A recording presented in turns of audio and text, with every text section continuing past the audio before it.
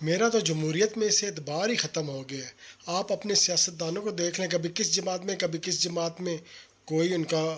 کوئی ان کا نہیں ہے جی، کوئی اعتبار نہیں ہے کہ یہ کس کے ساتھ ہے، کیا کرتے ہیں، کیا بس اپنے مفاد کے لیے سب کے سب۔ ان کو اپنا مفاد سامنے آ جائے تو پارلیمنٹ میں بیٹھ کے کوئی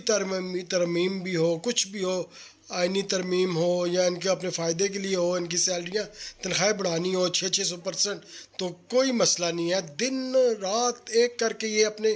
تمام معاملات حل کر لیتے ہیں۔ اور عوام کے بارے میں کچھ کرنا ہو تو 100 مسائل ان کے سامنے آ جاتے ہیں، 100 مسئلے ان کے سامنے کھڑے ہو جاتے ہیں، اور عوام کے مفاد کی ایک بات بھی یہ پوری نہیں کرتے، صرف اپنے فائدے کے لیے ہیں۔ ایک سیاستدان آپ دیکھ لیں، کوئی ایک بھی ایسا نہیں ہے، کبھی یہ کس پارٹی میں چلے جاتے ہیں، کبھی دوسری پارٹی میں چلے جاتے ہیں، اور اتنے دشمن ہوتے ہیں ایک دوسرے کے دکھاوے کے